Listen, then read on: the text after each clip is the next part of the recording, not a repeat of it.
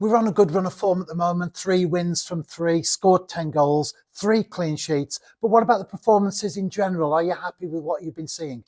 Yeah, reasonably happy. I think anyone that knows me by now, I'm never really happy.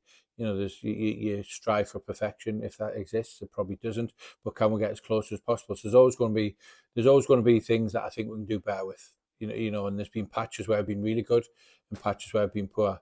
So it's that consistency to do the best we can for longer periods of time within games, and then all of a sudden, then within a run of games. So that's the main thing. I think is getting the consistency of a high level of performance for the 90 plus minutes that we're playing.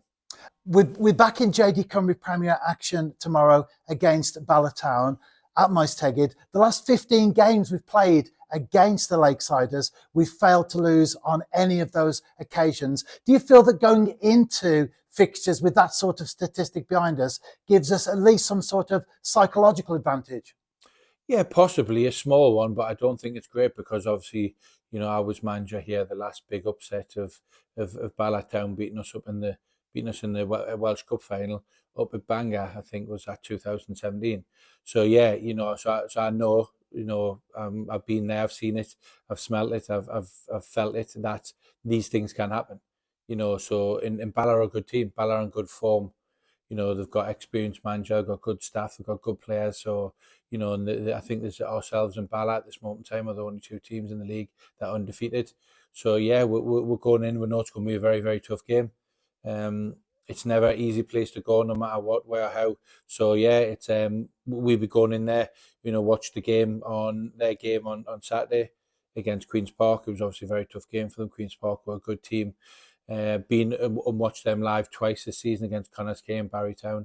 So we've done our due diligence. We've given them the respect that they're due, and we'll certainly won't be taking it lightly, no matter what the stats say. You just mentioned the fact there the two remaining unbeaten teams in the league. There's always something to play for. If we win, we begin to create a healthy gap at the top of the table. But if the Lakesiders win, they actually do go top of the Cymru Premier. Yeah, and that's how tight it is. Obviously, we're 5 games into it, and both ourselves and Bala, we've got a game in hand on everybody else. So this is the game, the extra game we've all got. Well, sorry, ourselves and Bang I've got. So yeah, it's like I said, it's a tough game. It's going to be a tough game. They're always a very, very competitive team, strong team, well organised, got good players. Like I said, got a good manager, got good staff, and experienced staff and manager. So yeah, it's going to be a really tough game, and it certainly won't be, no matter, like I said, the stats, no matter how good a form we're in, it's not something that'll be taken lightly. And with a run of midweek games ahead, it's good that players have come back from injury. Yeah. Plus, of course, new signings, both loan and permanent, Yeah. have begun to bed themselves in. Yeah, they have. We're fortunate that we could be in the position last week to be comfortable in the game quite early on. We got Brad Young on at half time last week to get 45 minutes, and obviously scored a fantastically tough goal. We obviously got Jared on as well. We obviously got Luke on as well. So give them opportunity to come and play in the team and see what's expected of. It's okay training, it's okay being involved in the team meetings, the team shape, the set plays, all the patterns of play, but obviously feeling it for real in a game. There's nothing beats that. So yeah, we've got a bit of game time in the legs of our new players as well. So yeah, it was also that double sided, that the double benefit of that is we managed to get players off early on that had played a lot of minutes recently. So yeah, we'll be managing the minutes accordingly. We'll be managing our training load accordingly. And yeah, it's I've never experienced this in the Welsh Premier League. I think it's the 13th or 14th year I've been involved in some way, shape or form that there's been midweek games for the first 5 weeks of the season. Obviously, the Challenge Cup comes into that as well because we had to rearrange with Bala.